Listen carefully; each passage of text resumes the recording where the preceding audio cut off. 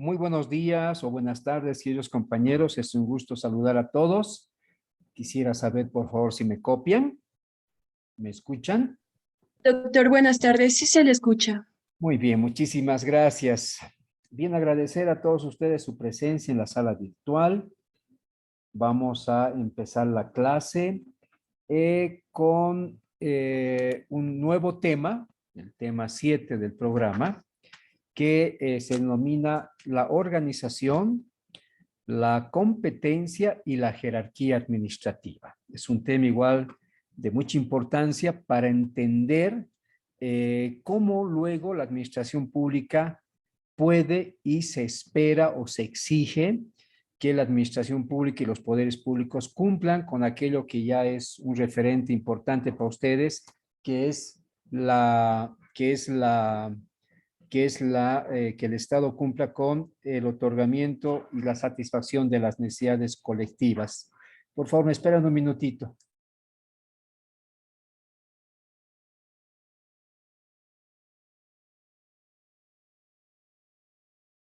Unos minutitos, por favor.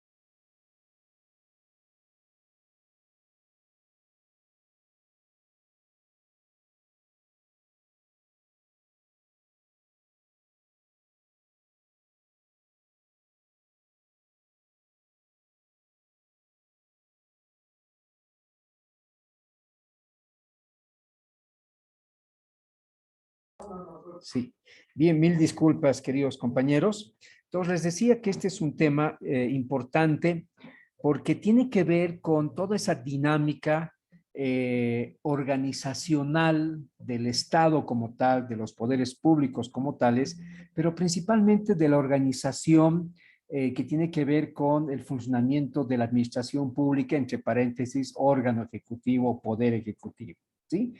Y este tema es importante porque a partir de esa organización, de ese proceso organizacional de carácter interno, depende o dependerá, ¿sí? Si se tiene una buena organización, se viabilizará de mejor manera el cumplimiento y la razón de ser del Estado y de la administración pública, que hemos dicho que ese constructo jurídico político se encarga de satisfacer las necesidades que tenemos cada uno de nosotros.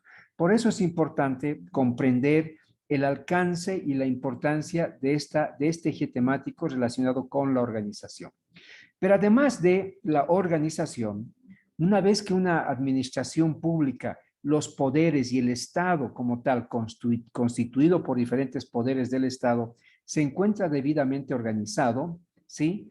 Hay dos componentes importantes, dos elementos importantes que tienen que ver con ya el funcionamiento mismo de esa organización definida, que es el tema de la competencia y es el tema de la jerarquía administrativa que vamos a ver precisamente en este nuevo título que tiene que ver con esta dinámica de la organización.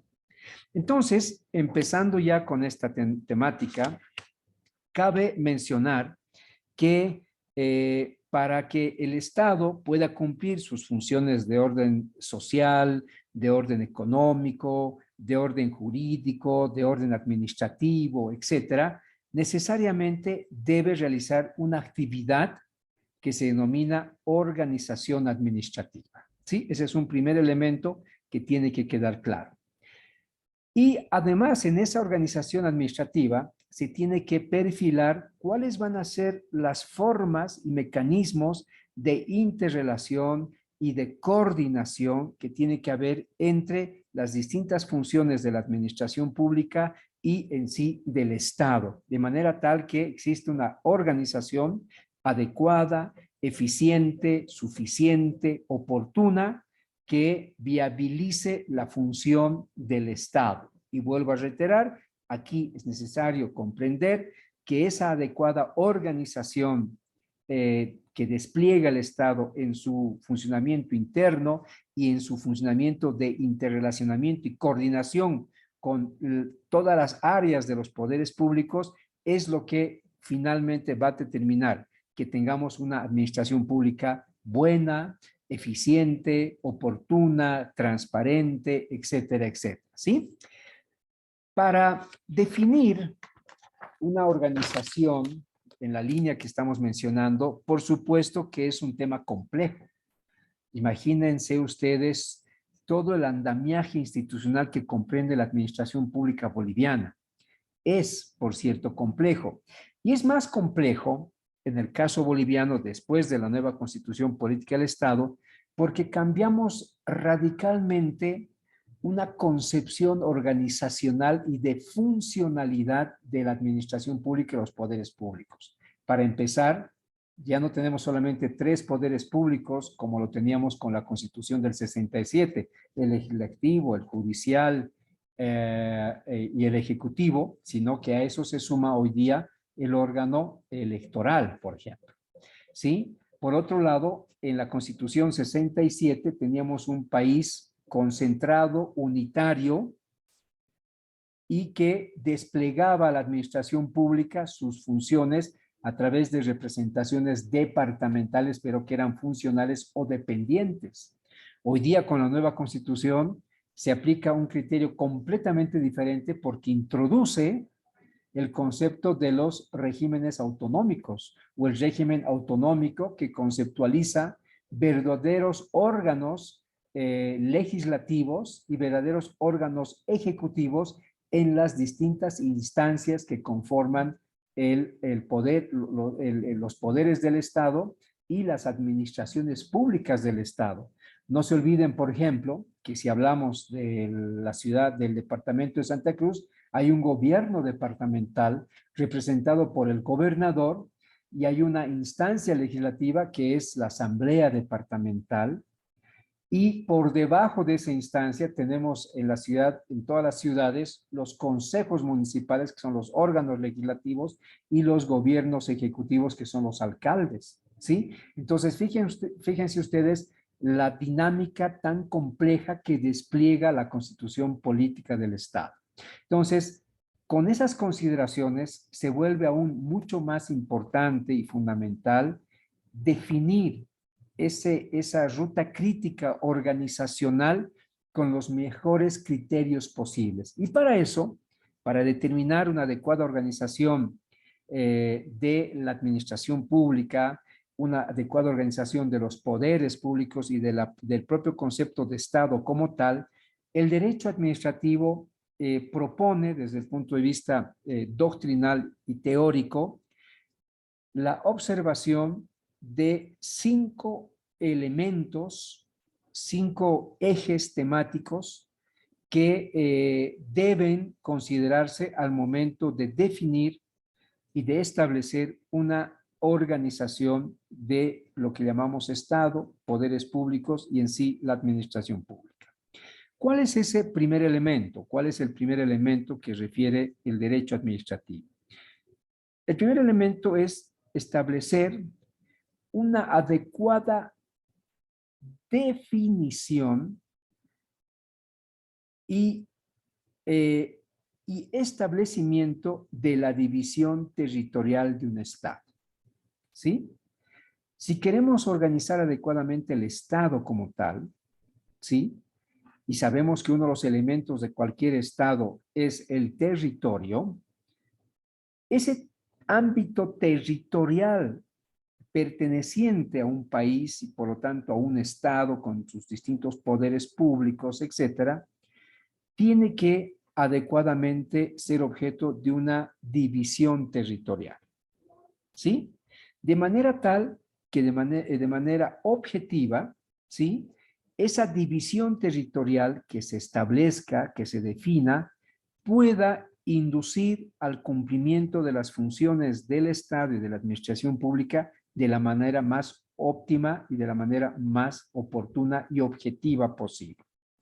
Si yo les consulto a ustedes, queridos compañeros, Bolivia, cuando nace la vida republicana el año 1825 y se establece la primera constitución, que ya la hemos conocido en parte con el tema de la responsabilidad, ¿sí? El año 1826, ¿con cuántos departamentos nace a la vida republicana e institucional Bolivia?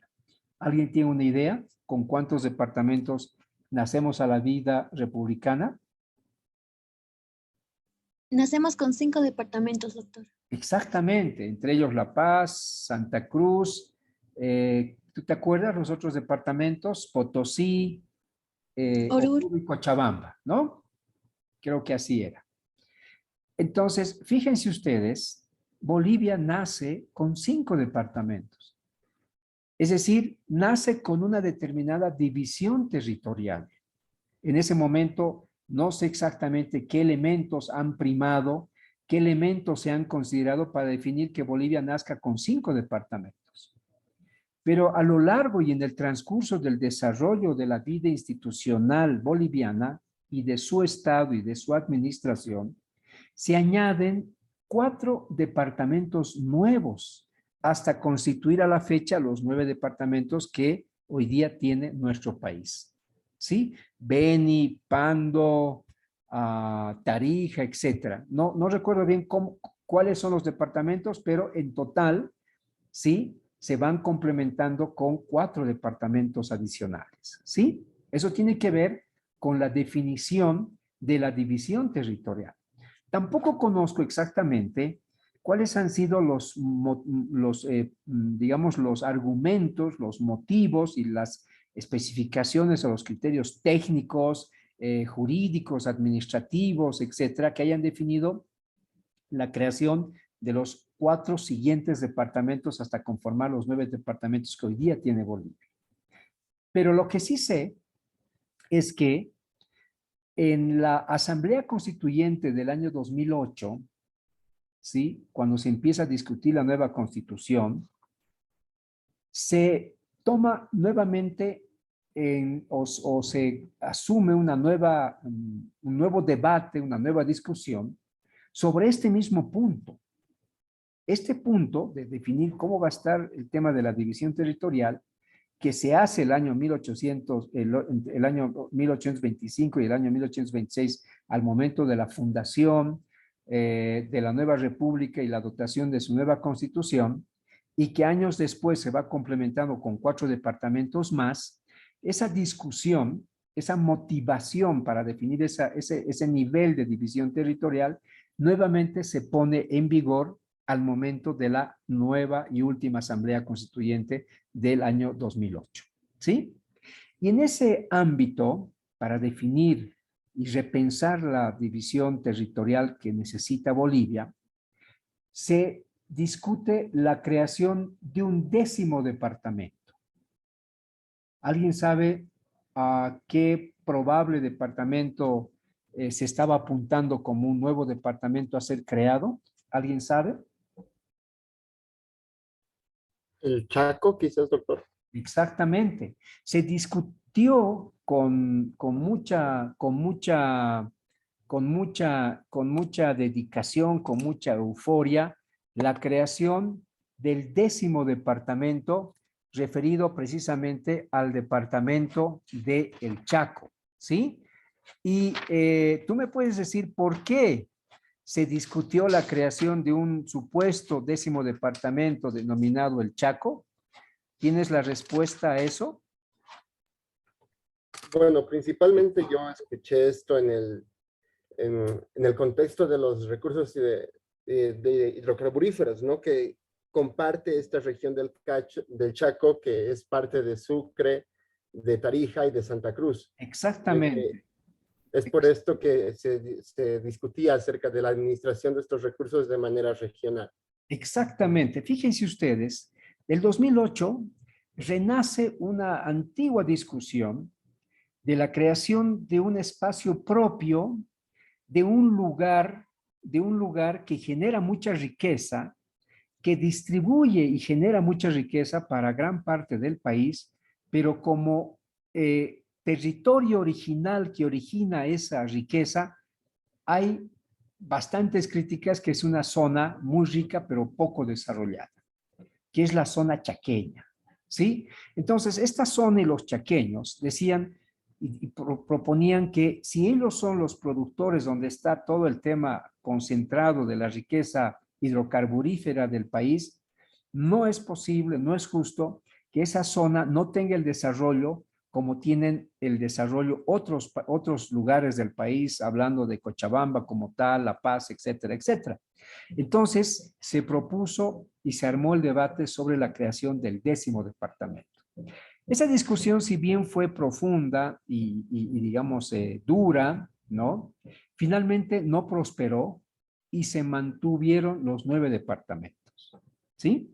Entonces, fíjense ustedes cuál es, cómo el derecho administrativo tiene razón desde el punto de vista de una ciencia del derecho o una disciplina de la ciencia del derecho, al proponer que cuando se discute una organización de un Estado, ¿sí? Debe necesariamente discutirse cuál va a ser la división territorial.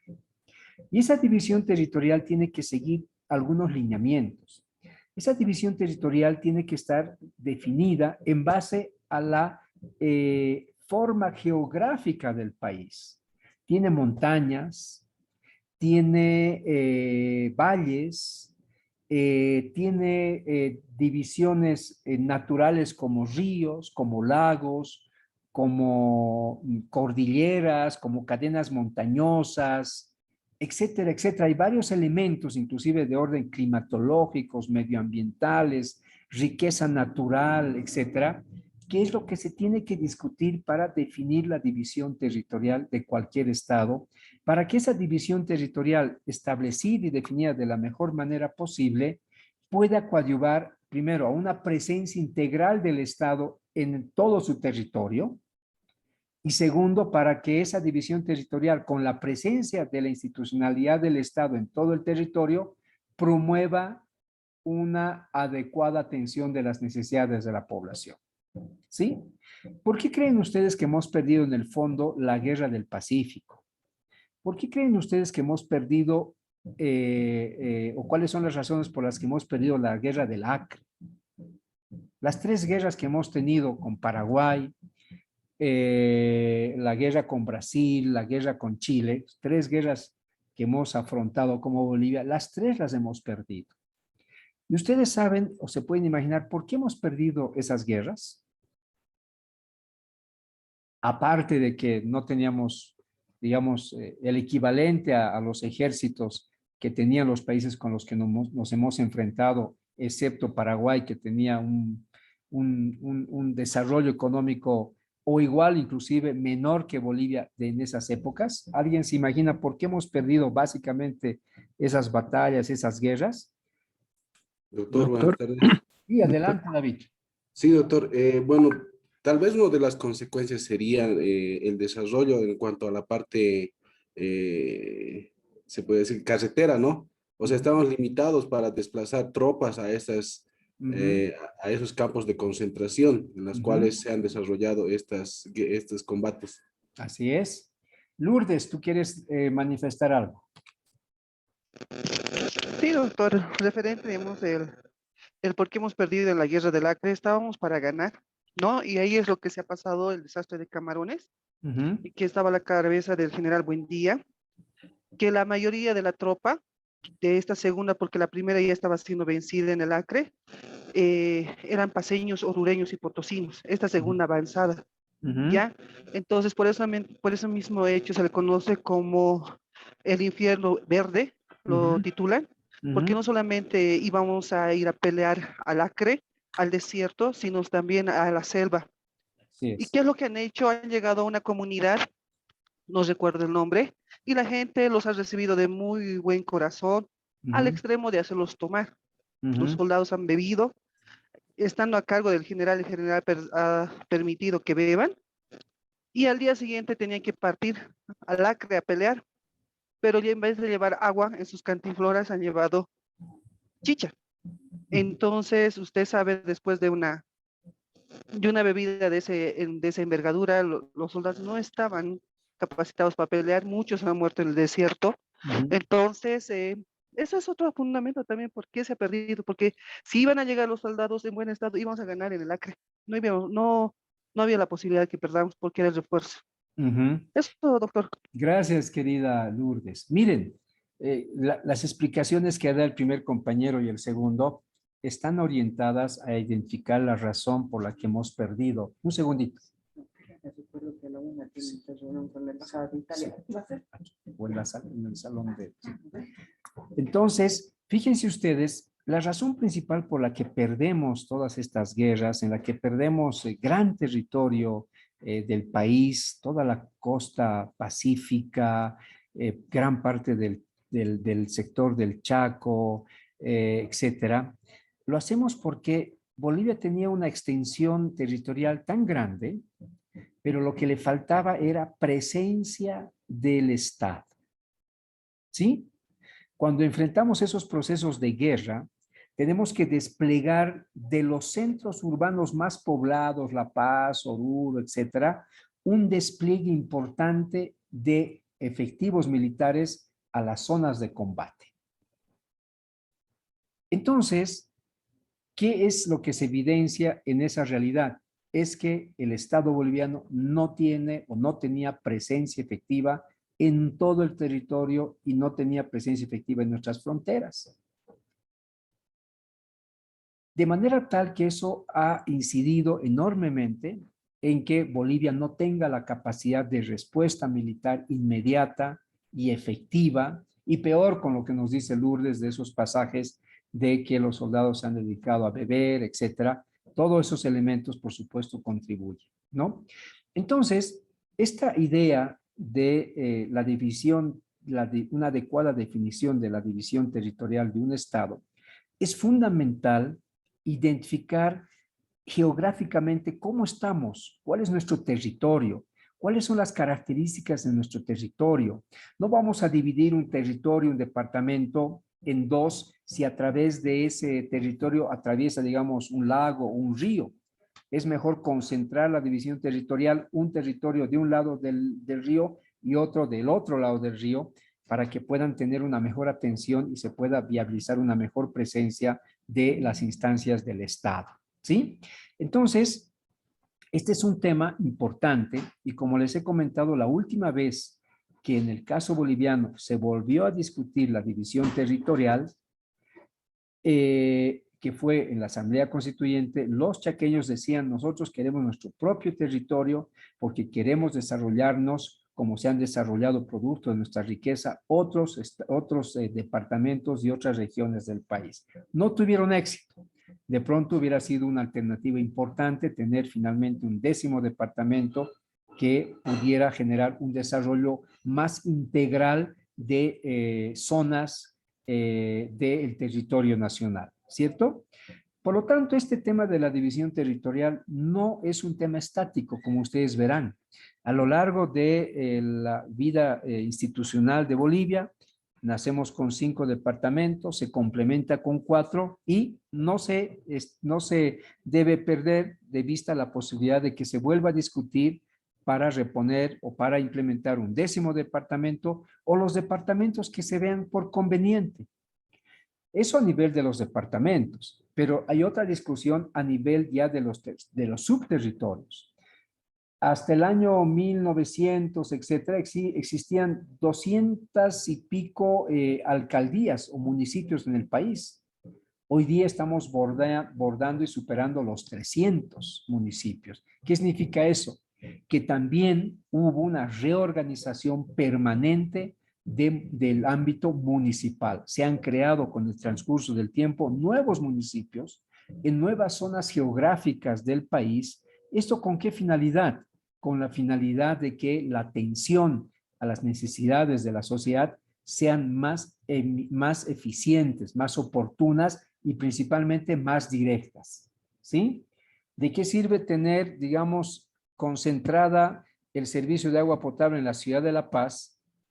¿Sí? Y hay la necesidad y hay la exigencia de el norte de La Paz para tener agua potable. Entonces, el definir, el tramitar que desde La Paz podamos generar la provisión del agua potable en el norte de La Paz sería pues un absurdo. No podríamos cumplir eso salvo que no tengamos la emergencia ni la necesidad de hacerlo. Entonces, para eso se han creado otras organizaciones y divisiones territoriales, como los municipios de ese sector, donde los propios municipios organizan, sí, la provisión de los servicios, al menos más importantes, que necesita la población, ¿sí? No sé si me dejo entender, pero esa es la idea, esa es la lógica de este primer elemento de definir una adecuada división territorial. Vuelvo a retirar. Sí, adelante, David. Sí, doctor, tienes razón, doctor, en todo lo que nos explica. Sin embargo, doctor, también esto se ha creado, bueno, los municipios, ¿no? Como usted decía, hay un conflicto entre estados, ¿no? Donde faltaba la presencia del estado como tal, en el cual, por ejemplo, en Puerto Evo, ¿no? Que es frontera a Brasil, ¿no? Donde se ha iniciado una batalla, un conflicto bélico entre Bolivia y Brasil, ¿no es cierto? Es por eso que en el gobierno, ¿no? De Evo Morales se ha creado un municipio que le han denominado también como Puerto Evo, ¿no? Ahí donde existe presencia del Estado en sí, en cuanto a las necesidades colectivas, se podría decir, dentro de ese municipio, también se tiene eso, doctor. Es netamente que se ha realizado esta organización territorial en la nueva constitución política del Estado para la creación de estos municipios. También cumplen esa función, doctor. Así Yo he es. podido observar en ese territorio que es frontera, que existe, digamos, las funciones que tienen como municipio, doctor. De acuerdo, exactamente. ¿No? Por eso vuelvo a reiterar, no solamente es importante la división territorial de departamentos, que es la forma en la que se organiza Bolivia, sino entrar a las subdivisiones territoriales que son los municipios, los cantones, etcétera, etcétera, que cumplen esa tarea o cumplen, digamos, ese objetivo de tener una mayor presencia y una presencia además eficiente o lo más eficiente posible, oportuna y cercana a la población, ¿cierto? Imagínense un alcalde o mejor dicho, un ciudadano, vuelvo a reiterar, del norte de La Paz, que necesita hacer un trámite de carácter municipal y para eso tenga que venir a la alcaldía de La Paz, sería pues un desastre, sería un despropósito. Entonces, ¿qué hace esa persona? Va directamente a su alcaldía para hacer el trámite que le pudiera interesar. ¿De acuerdo? Bien, con eso cerramos entonces este primer elemento que les pido que por favor tomen en cuenta. El derecho administrativo nos propone que cumplido el primer elemento, es decir, una adecuada división territorial del Estado, debemos implementar el segundo elemento que se refiere a definir una adecuada composición y división de los órganos públicos, ¿sí?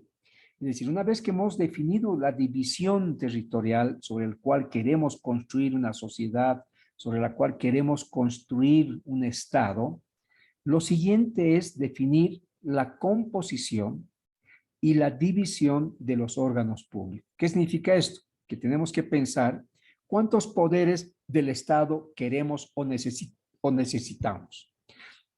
En la visión clásica, el ejecutivo, el judicial, el legislativo. En la visión complementaria y abierta, la posibilidad de la implementación de otros poderes del Estado, como el caso boliviano, el poder electoral, aunque con ese poder nacemos a la vida republicana, o en el caso también de Bolivia, que también se discutió en la Asamblea Constituyente, la posibilidad de crear el quinto poder del Estado boliviano, que era el control social, que no se llegó a constituir como un poder, pero sí como una nueva institución constitucionalizada, que es el reconocimiento a las organizaciones sociales, al control social, ¿sí?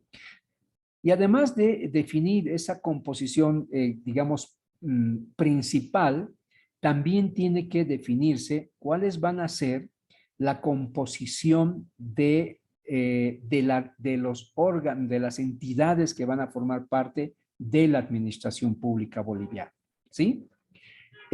Por ejemplo, Bolivia no tendría razón de ser, sería ilógico, sería completamente, digamos, inútil que establezcamos en la conformación de los ministerios del Estado un ministerio de guerra marítima o un ministerio de asuntos marítimos, ¿cierto? ¿Por qué? Porque no tenemos mar. ¿Se dan cuenta? Entonces, sí, como tenemos la aspiración de volver al mar nuestro, puede haber una unidad, una dirección de esa dinámica, pero como no tenemos, sí tenemos que fortalecer una institucionalidad pública que haga promoción del desarrollo a partir de nuestra riqueza lacustre que tenemos, como son los ríos, como son los lagos, ¿no? El lago Titicaca, los ríos grandes que tenemos en el país, y por eso es que hay una institucionalidad que sobresale en ese aspecto, ¿sí? Y tenemos una realidad que minimiza, digamos, los temas marítimos, porque no tenemos mar, ¿sí? Entonces, muy importante tomar en cuenta que una vez definida la división territorial, tenemos que definir consecuentemente y posteriormente cuál es esa división grande de los poderes públicos del Estado boliviano o de cualquier Estado, y sobre eso finalmente complementar con la organización y la composición de la institucionalidad de la administración pública, y con eso me refiero a las distintas entidades que necesita un Estado, un país, una sociedad para el adecuado desarrollo de esa institucionalidad estatal, ¿sí? El ejemplo que les he dado creo que es muy claro.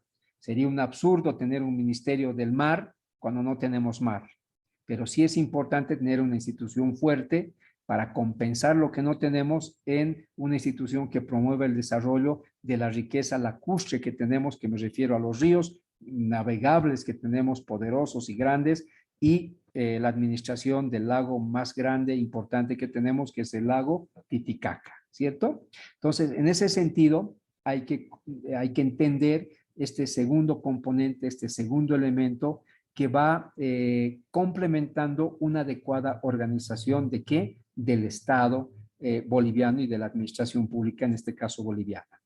El tercer elemento, una vez que hemos definido la división territorial, hemos definido la composición de los poderes y de las entidades de la administración pública, es definir adecuadamente las atribuciones y competencias y responsabilidades que tendrán los órganos públicos y las entidades que forman parte de la administración pública, ¿sí? Hemos definido territorio, hemos definido la institucionalidad, y el tercer elemento es definir qué competencias, qué atribuciones se les va a asignar a cada uno de esos elementos que están como parte de la composición y la división de los órganos públicos, ¿sí?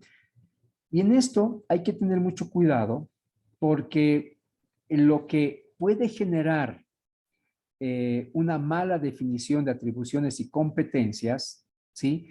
Puede generar en una omisión de responsabilidades. ¿Por qué tiene que haber una adecuada definición de atribuciones y competencias? Para garantizar un adecuado desarrollo institucional, y con eso la responsabilidad de cada una de las entidades que forman parte de la administración pública. Porque si no se dispone de una adecuada organización de atribuciones y de competencias, puede surgir lo que en el derecho administrativo denominamos el conflicto de competencias, que lo vamos a ver más adelante.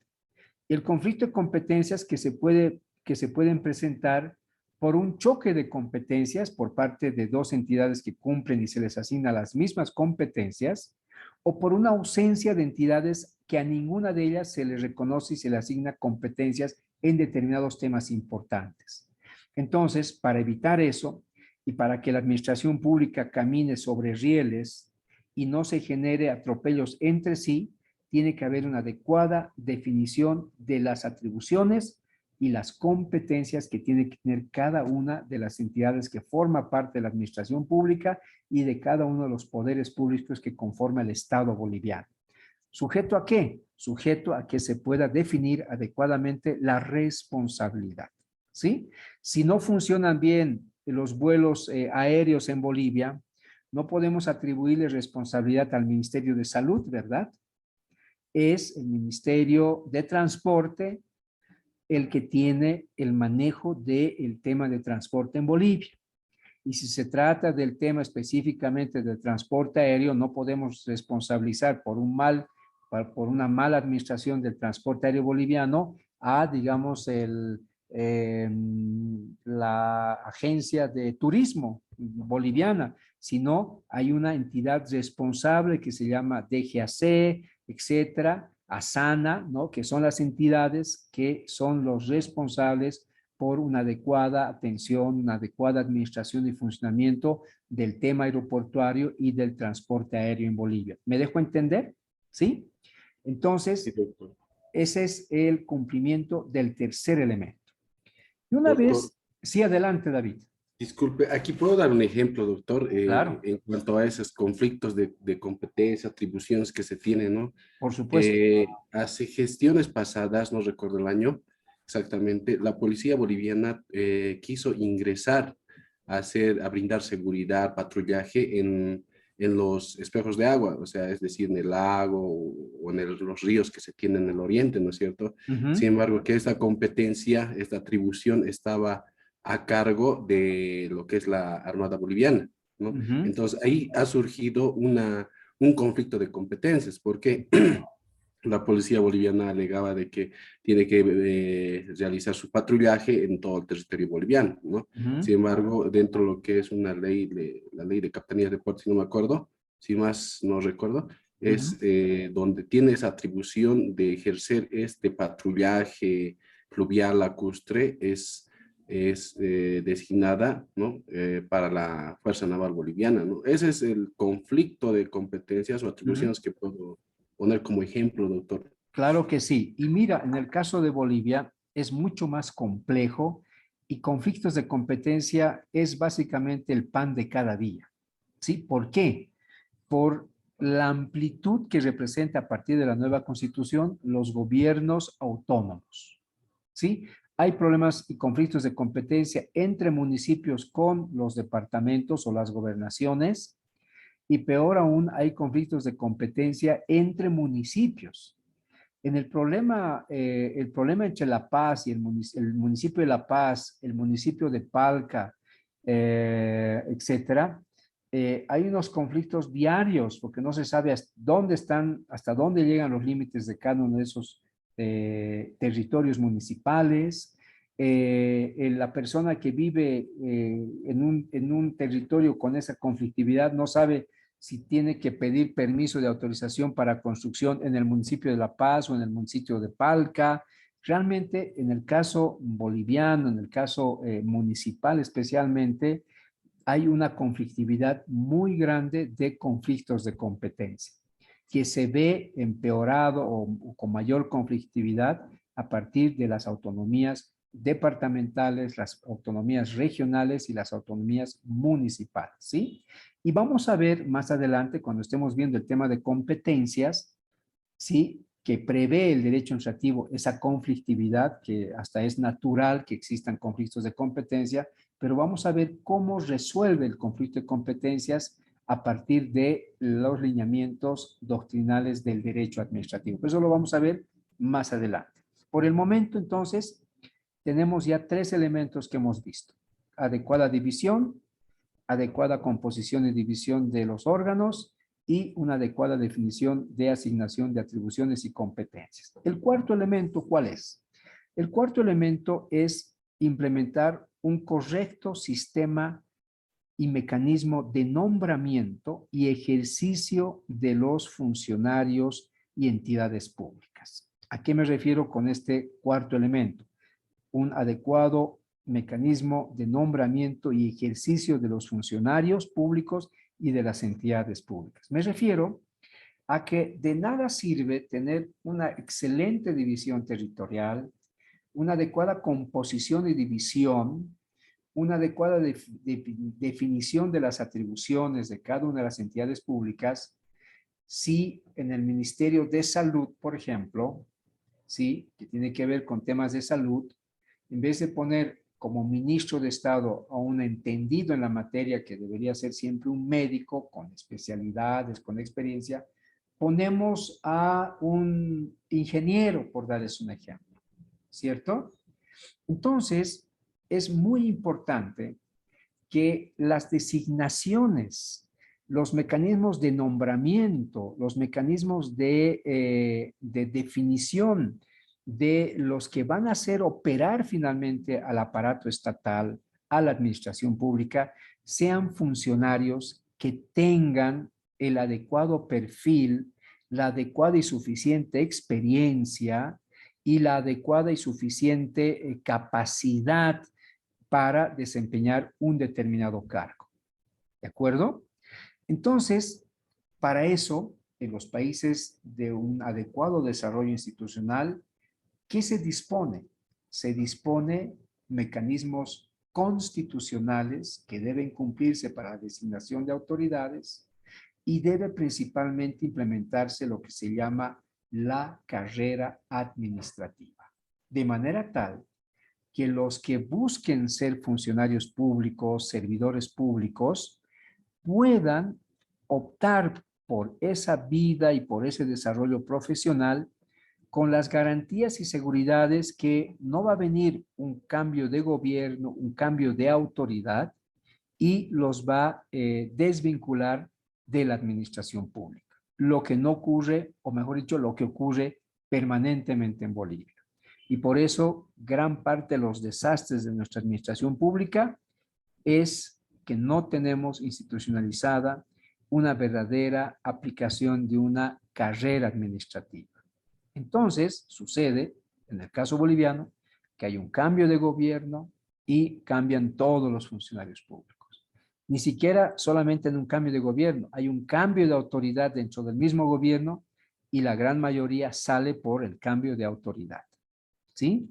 Entonces, ¿qué se pierde ahí? Se pierde la riqueza acumulada, la experiencia acumulada de funcionarios que han ingresado de alguna manera y que luego son desvinculados. A quienes se los ha capacitado, a quienes se han participado de cursos, etcétera, se los cambia y hay que empezar de nuevo, con nuevos funcionarios que responden al partido A o al partido C, al más, al menos, al MNR, etcétera. Entonces, esa es una lógica perversa en la que vive Bolivia permanentemente. Y a pesar, estamos en ese hueco, a pesar de la existencia del mandato constitucional que refiere que el servidor público en la administración pública boliviana debe ingresar en el marco de la aplicación de la carrera administrativa. Así lo señala la Constitución Política del Estado boliviana en actual vigencia. Pero lamentablemente, sí, y a pesar de que existe una carrera de la función administrativa, la ley del Estatuto del Funcionario Público, que lo promulgó el expresidente Tuto Quiroga, porque él tenía una visión racional e institucional de la administración pública, porque su formación fue hecha en otras latitudes de otros países. Él comprendió perfectamente que una administración pública no puede estar sujeta a los vaivenes políticos, ¿no? De manera tal que no es correcto, no es, digamos, adecuado que cambie un partido de gobierno y todos los funcionarios entren como nuevos, como parte de unas cuotas de poder, como partidarios de un partido que gana un proceso electoral. Los países más desarrollados, ¿sí?, excluyen que puedan ingresar partidarios que han apoyado una línea, un partido político en función de gobierno. ¿Por qué? Porque se mantiene la institucionalidad a través de la aplicación de la carrera funcionaria administrativa y eso le da solidez a la administración pública, le da solidez a la gestión pública, le da solidez al avance institucional del Estado y con eso se logra una mejor atención de las necesidades de la sociedad, de la población, porque esa institucionalidad permite una continuidad y una garantía de continuidad y de mejora permanente institucional en favor de los administrados, ¿no? Un ejemplo de un desarrollo institucional muy importante a nivel Sudamérica es, por ejemplo, Chile, ¿no? Chile es un país muy estable desde el punto de vista de su administración pública. Hay un cambio de gobierno y una gran parte de la funcionalidad administrativa de los servidores y funcionarios públicos permanecen en los cargos porque hay un fuerte arraigo de la carrera administrativa, por ejemplo, en Chile, ¿sí? Mientras que en Bolivia es todo lo contrario, ¿no? Es todo lo contrario y todo lo bueno que deja una administración de gobierno se diluye, se cambia, se la bota a la basura por un cambio de gobierno. Entonces, ese es un elemento muy importante también que debe tomarse en cuenta para una adecuada organización de la administración pública.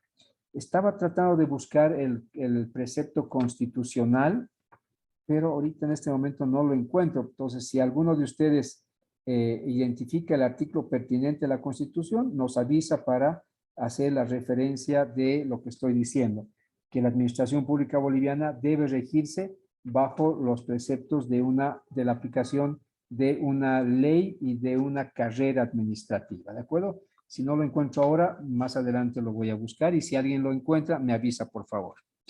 Y finalmente, el quinto elemento. A ver, si tenemos una buena división territorial, tenemos una adecuada composición y división de los órganos, si tenemos una buena definición de las atribuciones y competencias y tenemos además adecuados mecanismos de nombramiento y ejercicio de la función pública, ¿qué elemento faltaría?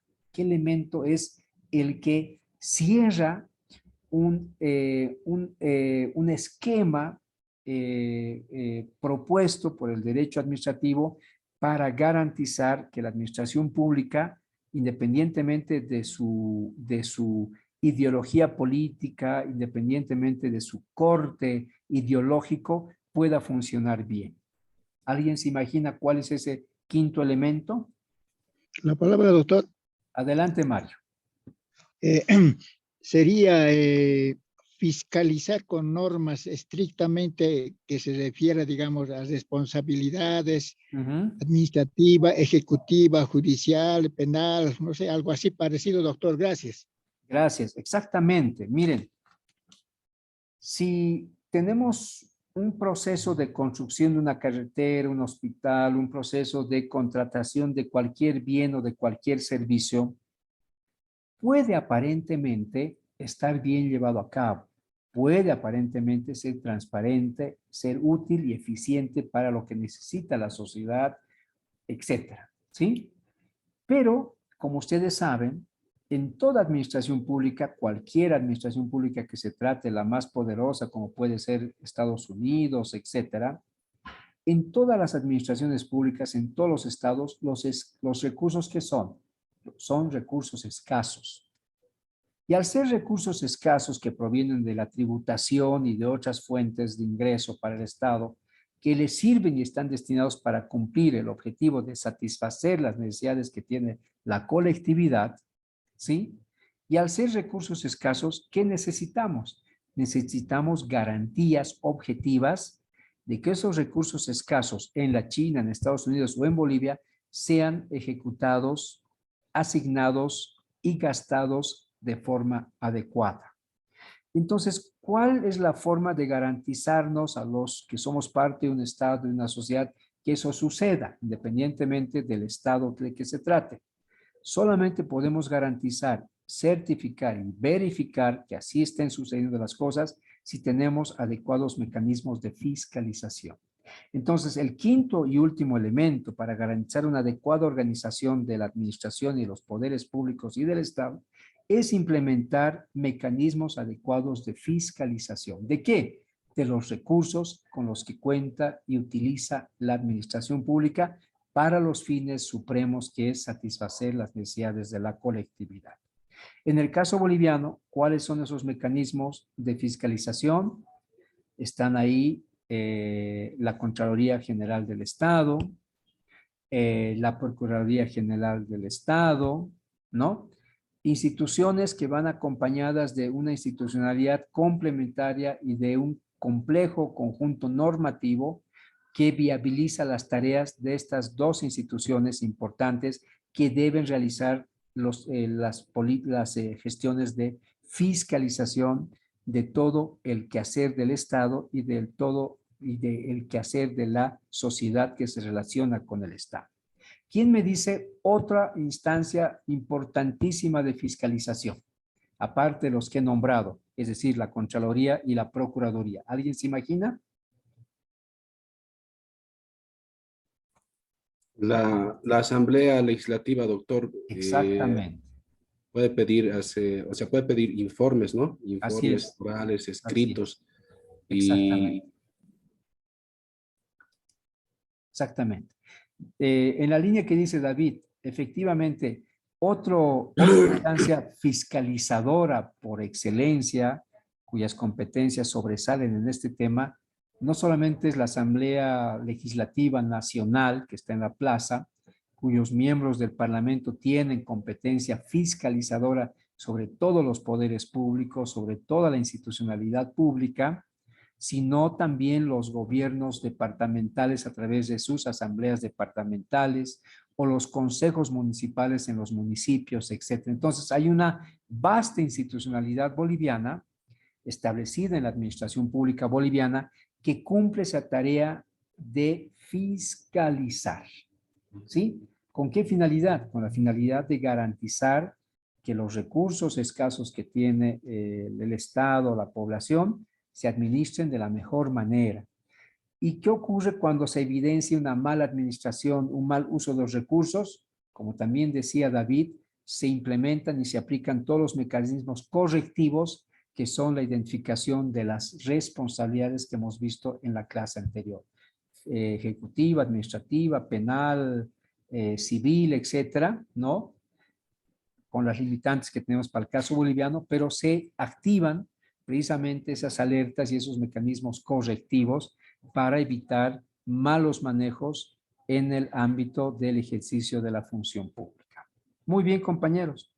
Entonces, quisiera que por favor tengan en mente que esta parte del derecho administrativo que tiene que ver con definir y orientar una adecuada organización de la administración para una adecuada atención y el cumplimiento de sus propósitos, es necesario, desde el punto de vista doctrinal que propone el derecho administrativo, implementar y considerar estos 5 elementos: definición territorial, composición de la institucionalidad, definición de atribuciones, mecanismos correctos de designación de autoridades y adecuados mecanismos de fiscalización. ¿Sí? Con eso tendríamos en teoría una composición y un tejido administrativo que le permitiría o debería permitir a la administración pública, sea la boliviana, la china, la que fuera, desarrollarse adecuadamente, oportunamente, eficientemente y transparentemente para cumplir como Estado los propósitos de su razón de ser. ¿Cuál es? Satisfacer las necesidades de nosotros, de los ciudadanos, utilizando racional, adecuada y transparentemente los recursos escasos con los que cuenta el Estado. Bien, yo quisiera pedirle su tolerancia. A la 1:00 en punto tengo una reunión con autoridades. Les pido que terminemos la clase de hoy en este punto y vamos a continuar en la siguiente clase ya los conceptos de competencia y jerarquía administrativa. Les mando un abrazo, cuídense mucho, Dios mediante nos vemos el siguiente lunes. Gracias, hasta luego compañeros. Hasta luego, doctor.